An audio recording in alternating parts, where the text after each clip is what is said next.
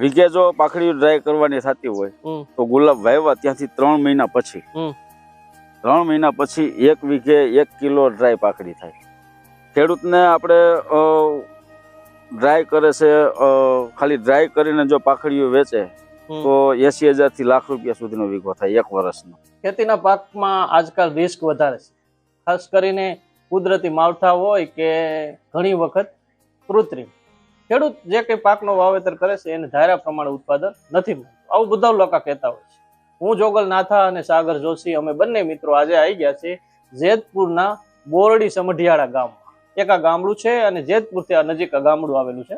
હું તમને ખેડૂતને બતાવીશ. આ ખેડૂત આમ તો 10 ભણેલ છે, પેલા હીરાની ઘંટીઓ ચલાવતા હતા, હીરાની ઘંટીઓના માલિક હતા, સારું એવું પૈસા કમાતા, પરંતુ હવે છેલ્લા 10 વર્ષ ત્યાં ખેતી કરે છે અને એક પાકનું વાવેતર કરે છે. ખાસ કરીને એ પાકમાં એને સારી એવી સફળતા મળે છે અને વીઘે 70-80 હજાર રૂપિયા કમાય છે. કોણ છે આ ખેડૂત અને કેવા પાકનું વાવેતર કરે છે, શું છે આખી એમની વાત અને સફળતાનું રાજ, હું તમને બતાવું. આવો મારી રાજુભાઈ. રામ રામ.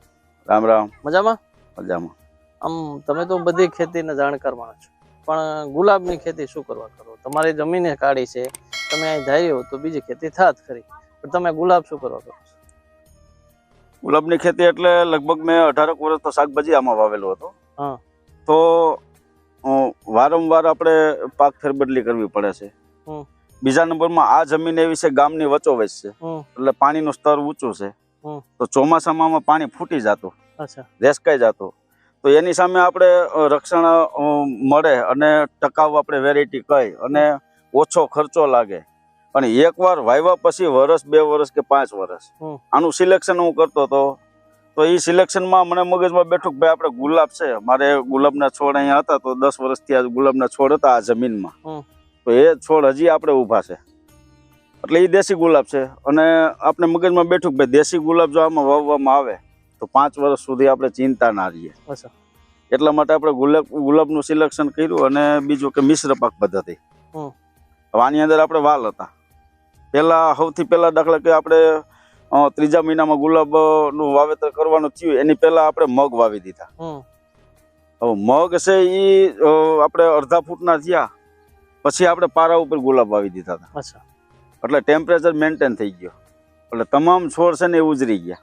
ઓકે, પણ એમને આના પ્લાન્ટ પ્રમાણે કઈ રીતે હોય? ક્યારે તમે આનો પ્લાન્ટ લઈ આવો, શું હોય? હા, આપણે આના પ્લાન્ટ તૈયાર પ્લાન્ટ આપણે મગાવેલા હતા. 10 રૂપિયાનો એક રોપો આવેલો હતો. ક્યાંથી લેવા? એ આપણે વાંકાનેરથી આવ્યા હતા. અચ્છા, આની કઈ જાત કઈ છે? આ આપણે દેશી લાલ ગુલાબ કહેવાય. આમાં કોઈ બીજી વેરાયટી આવે છે? હા, દેશી ગુલાબી વેરાયટી આવે, પણ બાકી તો જે બીજી વેરાયટી આવતી હોય કલકત્તી છે એમાં સુગંધ ના હોય. અચ્છા, એ પ્લાસ્ટિક જેવા થાય છે. આમાં સુગંધ છે? આ ભરપૂર સુગંધ. બરાબર. તમે આની માટે આના કઈ પર્ટિક્યુલર કોઈ સમય કરો? બાગ શિયાળામાં વાવવાનું કામ કઈ ખરું? હા, આપણે એ માર્ચ એપ્રિલમાં વાવે તો એ બેસ્ટ રહેશે. બરાબર. પછી ચોમાસામાં ઘણા ખેડૂતો એમ કે ચોમાસામાં અમારે વાવવું છે તો ચોમાસામાં છે ને એના મૂળમાં ફૂગ લાગી જાય. પણ બેસ્ટ સમય છે આપણે માર્ચ એપ્રિલ. પાયાનું ખાતર આપવું પડે આમાં કઈ? નહીં, આપણે આ જમીનની અંદર આપણે 2011 થી પ્રાકૃતિક ખેતી થતી હતી, એટલે આની અંદર આપણે ઘન જીવામૃત પુષ્કળ નાખેલું હતું, જીવામૃત આપણે પુષ્કળ નાખીએ છીએ. પછી આપણે બેક્ટેરિયા, ગૌઅમૃતમ છે, વેસ્ટ ડિકમ્પોઝર છે, ટ્રાઇકોડર્મા છે, એવા આપણી પાસે મધર કલ્ચર પણ છે. એ બનાવીને પિયતમાં આપણે આપી જ છીએ. એટલે આમાં મૂળ પાયો એ છે કે આમાં કોઈ જાતની જરૂરિયાત રહેતી નથી. અચ્છા, તો પછી આ કેટલો ટાઈમ હાલશે? આ જે રાસાયણિક ખેતી કરે છે એ ઘણા ખેડૂતો 3 વર્ષમાં કાઢી નાખે છે, અને જે દેશી ખાતર ભરતા હોય રાસાયણિક કરતા હોય એ લોકો 4 થી 5 વર્ષ હકાલે છે. પણ મારા મિત્ર છે મહેશભાઈ ખોડાપીપરથી, એટલે એની સલાહ મુજબ, એટલે એને પોતાના 25 વીઘાના ગુલાબ હતા, એટલે એની સલાહ મુજબ આપણે વાવેતર કર્યું ને એને અહીંયા આવીને જોયું તો મને કે રાજુભાઈ આનો ગ્રોથ બહુ સારો છે અને આ કઈ રીતનો ચમત્કાર કેમ? એટલે મેં કીધું કે ભાઈ આ જમીનની તાકાત છે, પ્રકૃતિની તાકાત છે. એટલે એને મને કીધું કે આ તમે કેટલા વર્ષ ટકાઈશો? એટલે મારો અંદાજ, મેં એને કીધું કે જીવામૃત ને સતત મારે ચાલુ રહે, પ્રાકૃતિક ખેતી છે એટલે જે રાસાયણિક ખેતી છે ને એના કરતા ડબલ વર્ષ મારા ટેકશે. આ માલ ક્યાં જાય? રાજુભાઈ નો માલ, આ માલ કોણ લઈ જાય? ઓલો ઢગલો મેં જોયો ઉતારે છે લોકો, કોણ લે છે? જો આ ગુલાબ જે ઉતારી છે એની આપણે પાંખડીઓ કરી અને ડ્રાય કરી છે, એ માલ છે એ આપણે સુરત જાય છે. સુરત થી પછી એ લોકો દુબઈ મોકલે છે. એટલે આપણી તો શું હજી શરૂઆત હતી એટલે આપણે ડાયરેક્ટ અત્યારે વેપારીને પહેલા જ આપણે ભાવ નક્કી કરેલા હતા. અને અત્યારે દાખલા તરીકે આ કડીનો આપણે છે આવી કડીનો અત્યારે ઓર્ડર આવ્યો છે. તો અત્યારે કડી પણ તોડી છે અને પાખડીઓ પણ આપણે કરી છે. જે ખુલી જાય છે એની પાખડીઓ કરી છે. તો હવે અત્યારે સમય થઈ ગયો છે ગુલકંદ બનાવવાનો. એટલે હવે ગુલકંદ આપણે ચાલુ કર્યો છે. એટલે જે ફૂલ ખીલશે એનું ગુલકંદ બનશે, ગુલાબજળ બનશે. પછી જે આપણે ડ્રાય કરી છે પાખડીઓ એનો પાવડર કરી અને એ આપણે સાબુમાં અથવા કોસ્મેટિક આઈટમ આપણે બનાવવાનું ચાલુ થાય. અને સાબુની તૈયારી ચાલુ છે. અને ગુલાબજળનું મશીન આપણે લીધું છે. અને ગુલકંદ તો આપણે સૂર્યપ્રકાશની હાજરીમાં બનાવી છે. અને આખું ઔષધીય બનાવી છે. જેમાં આપણે નથી ખાંડ વાપરતા. એની અંદર આપણે ખડી સાકર છે, મધ છે, વરિયાળી છે, આવી વસ્તુ નાખીને આપણે બનાવી છે. અને જુદી જુદી ફ્લેવરથી બનાવવાની અત્યારે ટ્રાય ચાલુ છે. અચ્છા, આ તમારે કેટલા એકરનો વીઘો, કેટલા ગુઠ્ઠાનો વીઘો છે? 16 ગુઠ્ઠાનો વીઘો છે. કેટલું થાય ઉત્પાદન? માની લો કે આ ગુલાબની ખેતી કોઈ ખેડૂત કરશે જુનાગઢ, જામનગર, ભાવનગર કે બનાસકાંઠા, સાબરકાંઠા, થરાદમાં, તો એમ જનરલી આમાં વીઘે કેટલું ઉત્પાદન થાય? વીઘે જો પાખડીઓ ડ્રાય કરવાની થતી હોય તો ગુલાબ વાવ્યા ત્યાંથી 3 મહિના પછી 3 મહિના પછી 1 વીઘે 1 કિલો ડ્રાય પાખડી થાય. ખેડૂતને કેટલી આવક થાય? ખેડૂતને આપણે ડ્રાય કરે છે, ખાલી ડ્રાય કરીને જો પાખડીઓ વેચે તો 80,000 થી લાખ રૂપિયા સુધીનો વીઘો થાય 1 વર્ષનો. પછી આ તો લગ્ન પ્રસંગમાં લઈ જાય લોકો? હા, લગ્ન પ્રસંગમાં ઘણા લોકોના ફોન આવે છે મને. પણ હું સ્પષ્ટ એમ કહું છું કે ભાઈ અમારી પાસે ટાઈમ નથી ઉતારી અને એ લોકોને તાજા ફૂલ દેવાય ટાઈમ નથી. બીજા નંબરમાં મારા ગામની અંદર કઈ પણ ધાર્મિક કાર્યક્રમ હોય તો એમાં આપણે સ્પષ્ટ કહી છીએ કે ફ્રીમાં લઈ જવાના છે. કોઈ વ્યક્તિ એમ કે ભાઈ મારા બાબાનો બર્થડે છે અને અમારે ગુલાબ જોઈશે તો એને હું હાઈફાઈ ભાવ કહું છું. જેની જરૂરિયાત નથી અને એમાં ઉપયોગ કરવા માંગે છે ને, ત્યાં દાખલા તરીકે માર્કેટની અંદર 200 રૂપિયા કિલોના રિટેલમાં વેચાતો હોય તો આપણે 200 રૂપિયા જ કહીશું ભાવ. કોઈ એમ કે ભાઈ અમારે કંકુ પગલા કરવાના છે એના 200 રૂપિયા જ થાય ભાવ. પણ ધાર્મિક કાર્યમાં છે ને ફ્રીમાં લઈ જવાના. હું એમ કહું આની કોઈ રિસ્ક ખરો? આ પાકનો રિસ્ક કેટલો, રિસ્ક ફેક્ટર કેટલો? નહીં, રિસ્ક આમાં કોઈ જાતનો રિસ્ક નથી. માવઠાનું કઈ અસર ન થાય? નહીં, કોઈ વસ્તુની કાંઈ આમાં કોઈ જાતની અસર જ નથી. આની અંદર ચોમાસાની અંદર ઈયળ લાગતી હોય તો ઈયળ માટે બીવેરિયા બાસિયાના એ બેક્ટેરિયાનો આખા ચોમાસા દરમિયાન આપણે આ વર્ષે તો 5 મહિનાનું ચોમાસું કહી તો ચાલે, તો 5 મહિનાની અંદર 2 વાર જ આપણે બીવેરિયાનો સ્પ્રે કરેલો છે. સ્પ્રે આમાં નથી કરવો પડતો. જેમ બને એમ જેટલું આપણે જમીનમાં તાકાત આપીશું ને એટલો રોગ ઓછો થાય છે. અચ્છા, આની આમ કેટલો પાક આવવામાં કેટલા મુખ્ય સીઝન ભલે આખું વર્ષ રહે તો પાક કેટલા ટાઈમ આવે? પાક આપણે જે કલમો આપણે તૈયાર આવી હતી એ વાવ્યું અને 10મા દિવસેથી કોક ફૂલ ઉઘડવાનું ચાલુ થઈ જાય. કારણ કે આ ખૂટા કલમ હોય એટલે એમાં ફૂટ પડે સીધું એમાં કડી આવે. આમાં તો એ સીધું ચાલુ થઈ જાય. ખીલા મૂળનો પાક છે કે ખાલી આમ ઉભો પાક છે? નહીં, ખીલા મૂળ છે. તો આ જમીનમાં તો કઈ પ્રોબ્લેમ શોષણ નહીં થતું? નહીં, કોઈ જાતનું શોષણ નહીં. 2 વર્ષ ઉભો રહી, 3 વર્ષ, 5 વર્ષ સુધી આપણે ઉભો રહીએ. અને 5 વર્ષના આપણે ઘણી જગ્યાએ સર્વે કર્યું હતું પેલા મેં, તો 5 વર્ષના ગુલાબ છે તો એને હજી કોઈ જાતનો કઈ પ્રોબ્લેમ નથી. અને ગુલાબ કાઢીને પાછા દાખલા કે આ 2 છે તો 5 વર્ષ પછી વાવવાનું થાય ત્યારે આ જગ્યા આવી જાય. અચ્છા, બીજા માલે ગુજરાતના બીજા કોઈ જિલ્લામાં કરે તો આવું શક્ય છે કે? હા, શક્ય છે. પણ આપણે દરેક ખેડૂતને અમારો ધ્યેય પહેલેથી એવો રહ્યો છે કે ખેડૂત છે એ આત્મનિર્ભર બને. અમારું જે ગ્રુપ છે આત્મનિર્ભર પ્રાકૃતિક કૃષિ રાજકોટ જિલ્લો ગ્રુપ, એવી જ રીતના આખા ગુજરાતના ખેડૂતો આત્મનિર્ભર બને. પણ આત્મનિર્ભર બનવા માટે પહેલા એ ખેડૂતોને આપણે સમજાવી છે કે તમે પહેલા પાયા સમજો.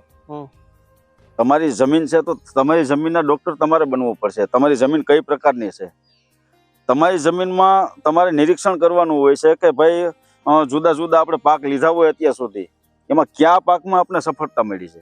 હવે દાખલા તરીકે ઘણા ખેડૂતો એવા હોય કે ફૂલ કરાર અને કાળી માટી હોય તેમાં એ મગફળી વાવે તો એમાં નિષ્ફળતા જ મળે. તો ઘણા ખેડૂતોને રાતળ જમીન હોય અને ટાઈસ વાળી હોય તો એમાં મગફળી વાવે તો એમાં બેસ્ટ થાય, એમાં મરચી વાવે તો બેસ્ટ થાય.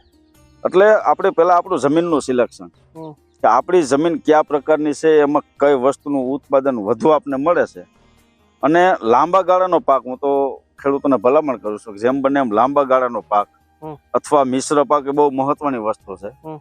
એટીએમ પદ્ધતિ મેં આ જ ખેતરની અંદર 6 પાક એક સાથે વાવેલા છે. આની અંદર અમારો પાકો મંડપ હતો, 6 પાક એક સાથે, એટલે કે એટીએમ. એક પાક નીકળે બીજી જગ્યાએ બીજી વસ્તુ હોવાઈ ગઈ સિઝન પ્રમાણે, એટલે 12 મહિના છે ને એમાં સાયકલ ચાલુ જ રહેતી. એટલે આ જમીન આમ ગુલાબની ખેતી આપણા વિસ્તાર માટે શું છે? માની લો કે બેસ્ટ છે. આપણું તો ભૌગોલિક બહુ વિવિધ પ્રકારનો છે. એક બાજુ દરિયો છે, એક બાજુ ઊંચાણવાળી જગ્યા છે. તો સૌરાષ્ટ્રમાં થાય ખરું? હા, જો આપણે તમે વાત કરી કે ભૌગોલિક પરિસ્થિતિ, તો આપણે રાજકોટ, જુનાગઢ છે, પોરબંદર અને અમરેલી, આની ભૌગોલિક પરિસ્થિતિ એવી છે કે એની અંદર તમામ પાક થાય છે. જુદા જુદા વિસ્તારની અંદર તમામ પાક થાય છે. તો આ ગુલાબ છે એ બેસ્ટ રહે છે આપણા વિસ્તારની અંદર. સરકારી સહાય છે આમાં કોઈ?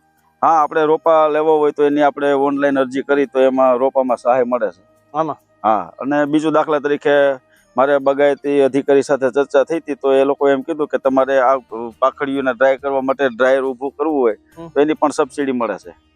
આ લૂઝ પાણી આમ હાલે છે કે આમ ટપકમાં જ છે? નહીં, આમાં આપણે ટપકમાં જ આપીએ છીએ, પણ અત્યારે આ મિશ્ર પાક તરીકે આપણે આમાં બીટ વાવ્યા છે. તો બીટમાં એકવાર છે ને આ રીતનું પિયત આપણે આપવું પડશે, બાકી ટપકમાં. હા, પછી ટપક ઉપે. બરાબર. બીજા અત્યારે તમે પ્રકૃતિ ખેતી વર્ષોથી કરો, લોકો બી તમને પ્રકૃતિ ખેતી ઓળખે, પણ શું લાગે બેસ્ટ કયો વે છે? બેસ્ટ એટલે અત્યારે હાલમાં આપણે જોઈએ તો 4 પ્રકારની ખેતી થાય છે. રાસાયણિક ખેતી, ઓર્ગેનિક ખેતી, જૈવિક અને પ્રાકૃતિક. સૌથી સર્વશ્રેષ્ઠ હોય ને તો પ્રાકૃતિક ખેતી. પણ એમાં તો ઉત્પાદન ઓછું આવે ને? ઉત્પાદન ઓછું આવે, એની સામે ખર્ચા નથી. પ્રાકૃતિક ખેતી એટલે બહુ સમજવા જેવી વસ્તુ છે કે ભાઈ પેલો પાયો તો એ છે કે ગાય આપણે ઘરે રાખવી પડે. જો મારી પાસે ગાય ના હોય અને હું એમ કહું મારે પ્રાકૃતિક ખેતી કરવી છે, તો ગાયનું ગોબર છે વેચાતું લાવવું પડે, ગૌમૂત્ર વેચાતું લાવવું પડે, ગાયના દૂધ વેચાતી લાવવું પડે, છાશ લાવવી પડે, નાઇટ્રોજન માટે દહીં છે તો એ આપણે દૂધ લાવીને દહીં બનાવવું પડે. તો એ પેલા રાસાયણિક ખેતી જેવું થઈ જાય કે બધું વેચાતું લઈને કરવાનું. તો મૂળ પાયો છે એ ગાય છે, તો પેલા તો ગાય લાવવી પડે. તો પ્રાકૃતિક ખેતી માટે બેસ્ટ ગાય છે. ગાય આવી ગયા પછી આપણે ગૌમૂત્ર, ગોબર છે, વનસ્પતિના પાન છે, આયુર્વેદિક ઔષધિઓ દ્વારા આપણે અર્ક બધા બનાવવામાં આવે. અને હું તો સ્પષ્ટ કહું છું કે આજે દાખલા તરીકે 20 વીઘા જમીન હોય, રાસાયણિક ખેતી જે ખેડૂત કરે છે, તો એ 20 વીઘામાં દાખલા તરીકે ઈયળની દવા લેવા ગયા, તો ઈયળની દવા 20 વીઘાનો રાઉન્ડ લઈને આવે તો 10,000 રૂપિયા થાય છે. એ જ જગ્યાએ પ્રાકૃતિક ખેતીમાં એક મજૂર કહી દે 500 રૂપિયા તમને મજૂરી અમે આપીશું, 500 રૂપિયામાં 10 જાતના વનસ્પતિના પાન આખો દીમાં લાવે કે ના લાવે 2 કિલો? તો 500 રૂપિયામાં 10 જાતના વનસ્પતિના પાન લાવી અને એને કટિંગ કરી અને બેરલમાં નાખી દઈએ, 45 દિવસે તૈયાર થઈ જાય. તો એ 200 લીટર દવા છે, તો એ 200 લીટર દવા આપણે 500 રૂપિયામાં તૈયાર થઈ ગઈ ને. તો આ પેલા સમજવું પડશે ખેડૂતોને. બીજા નંબરમાં હાલો, ઘણી વાર એવું બનતું હોય છે કે પ્રાકૃતિક ખેતીની શરૂઆત કરી દીધી, હવે ઈ અડાવી તો એની પાસે અગ્નિઅસ્ત્ર તૈયાર નથી, તો એ બનાવવા માટે 24 થી 36 કલાકનો ટાઈમ જોઈએ. અને મગજમાં આપણે એવું થઈ ગયું છે કે ઈયળ મારો પાક નાશ જ કરી નાખશે, તો તાત્કાલિક છાંટવા માટે શું કરવું? તો એના માટે આપણે છે જૈવિક બિવેરિયા બાસિયાના છે એનો સ્પ્રે કરી દઈએ, તો એ 5 થી 6 પ્રકારની કીટનું નિયંત્રણ કરે છે. વર્ટિસી છે તો એ પણ 5 થી 6 પ્રકારનું નિયંત્રણ કરે છે. પણ તમને તમારી દ્રષ્ટિએ તો તમને બેસ્ટ કયો લાગે? બેસ્ટ મારી દ્રષ્ટિએ છે ને પ્રાકૃતિક કૃષિ. અચ્છા, તો મારે એક બીજો બી સવાલ. તમે તો આ જેતપુર શહેર છે ને, તમે તો ઘંટી બી ચલાવતા હીરાની, પોતે માલિક બી હતા, તો છોડી દીધી ને ખેતીમાં કેમ? તમને એવું શું લાગ્યું?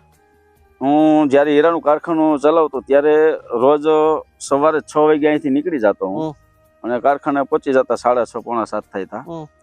પછી રાતના 8, 8:30, 9 વાગે ત્યાંથી છૂટી અને ઘેરે આવી, એટલે અને એમાં પાછો માનસિક થાક એવડો લાગતો. માનસિક થાકના હિસાબે રાતના ઊંઘ ના આવે, તબિયત બગડે અને ટેબ્લેટ લેવી પડતી મારે. પણ પછી મને એક વિચાર એવો આવ્યો કે મને ભગવાને ખેડૂતની ઘેરે જન્મ આપ્યો છે, તો ભગવાને કંઈક નક્કી કર્યું હશે. એને સમજીને જ મને ખેડૂતની ઘેરે જન્મ આપ્યો છે, તો મારે ત્યાં જ ગોતવાનું હતું અને હું અવરી લાઈનમાં આવી ગયો. એટલે એ કારખાનું આપણે બંધ કર્યું એટલે ભગવાન સાથે જ હોય છે. આમ કારખાનું મેં ભાગીદારી છૂટી કરી અને સીધી નોટબંધી આવી. હા, એટલે નોટબંધી આવી ત્યારથી સમજી લો કે હીરાનો ધંધો ભાંગી ગયો. અને આપણે આમાં લાગી ગયા તો આપણે પ્રકૃતિ સાથે જોડાઈ ગયા, આપણે ભગવાન સાથે જોડાયેલા છે. છોડમાં રણછોડ છે તો અત્યારે અમને છોડમાં રણછોડ દેખાય છે. બીજા નંબરમાં ગુલાબ છે તો સુગંધિત પુષ્ટિવર્ધનમ. રાજુભાઈ, બીજી બી સમાજ જીવનમાં ઘણી સમસ્યાઓ છે. ગામડાઓમાં લોકો વયા ગયા, શહેરોમાં ખેતી કરીને સગાઈ થતી નથી. સમાજના લોકો એવું માને કે આ ધંધામાં તો બહુ રિસ્કી છે, માને કે નહીં? એના માટે પણ મારી જ્યાં મીટિંગ હોય ત્યાં પણ હું કહું છું કે આજે ટૂંકમાં કહેજો 10 વીઘા 15 વીઘા જમીન હોય અને 15 વીઘા જમીન એટલે સમજો કરોડ એકની ફેક્ટરી છે. તો એ આપણે કોઠીના દાણા મૂકીને અને પેટીના દાણામાં આપણા દીકરાઓને મોકલવા પડ્યા છે. એનું મૂળ કારણ છે દેખાદેખી. શું દેખે કે ભાઈ પેલાનો દીકરો સિટીમાં ગયો છે તો આપણે દીકરાને ત્યાં મોકલવો જોઈએ. બીજા નંબરમાં મૂળ પ્રોબ્લેમ છે એ આપણે દીકરી નથી દેતા. આજે હું હોય તો એમ કહું ભાઈ મારી દીકરીને મારે શહેરમાં જ દેવી છે. તો એ ત્યાં તમામ સમાજના લોકોએ એક સમજવાની વસ્તુ છે કે પેટીના દાણા સારા છે, કોઠીના દાણા સારા છે. અને આ આપણી ધરતી માં છે, જે જગ્યાએ આપણે મૂક્યા છે એ જ આપણે જીવાડે છે. અહીંયા છે ને ખુમારીથી જીવી હગી છે. અમે જમીનમાં જે જમીનમાં ઊભા છે ત્યાં ખુમારીથી જીવી હગી છે ને વાં છે ને ગુલામીથી જીવવાનો વારો આવે છે. એટલે પેલો તો આ ખુમારી અને ગુલામી બે વસ્તુ બહુ સમજવા જેવી વસ્તુ છે. બરાબર. તો રાજુભાઈ છે. રાજુભાઈ, આ તમારું આ લોકેશન કયું છે અને તમારો એક મોબાઈલ નંબર કહી દો. લોકેશન એટલે કે બોરડી સમઢિયાળા ગામ છે, તાલુકો જેતપુર છે, જિલ્લો રાજકોટ છે. અને મારા મોબાઈલ નંબર છે 98249 28 407. પોષણ પ્રાકૃતિક ફાર્મ, બોરડી સમઢિયાળા. રાજુભાઈ છે, બહુ જિંદગીનો અનુભવ છે એની પાસે. એમને આ ગુલાબની ખેતી છે, બીજી ઘણા બધા ટોપિક ઉપર ચર્ચા કરી શકે એવો માણસ અનુભવી છે. મેં એની પાસેથી ગુલાબની ખેતી કેમ કરવી, કેટલો ફાયદો થાય, શું થાય એ તમને બતાવવાનો પ્રયાસ કર્યો. જો તમે ખેડૂત છો અને અમારી સ્ટોરી જોવ છો તો તમને કેવી સ્ટોરી લાગી, તમારું શું કહેવાનું છે? તમે ભવિષ્ય ભૂતકાળમાં ક્યારે કરી છે, કેટલા સફળ થયા હતા, તમને કઈ પ્રોબ્લેમ છે? અને એવું લાગે તો તમે રાજુભાઈને એ તમારી અને એની બેયની મિશન અન્ડરસ્ટેન્ડિંગમાં ફોન કરજો, બરાબર? તમને ઇન્ફોર્મેશન આપશે. મને એવું લાગે છે કે ખેડૂત ક્યારે એવું બધું કે બધા જેવું હોતું નથી. આ તો બંધ મુઠ્ઠીનો કોઈ ધંધો નથી, કે આમાં કોઈ પોલિસી નથી. આ ખુલ્લી કિતાબ છે, જે મહેનત કરશે એ કમાશે. બસ આટલું જ. ફરી ક્યારેક કોઈ ગુજરાતના કોઈ નવા ખેડૂતને બતાવશું, જે ખેડૂત પાસે સારી વાત, સારી અને કઈ બેસ્ટ હશે એ બતાવવાનો અમે તમારા સુધી પ્રયાસ કરીશું. આટલું જ. જય જય ગરવી ગુજરાત.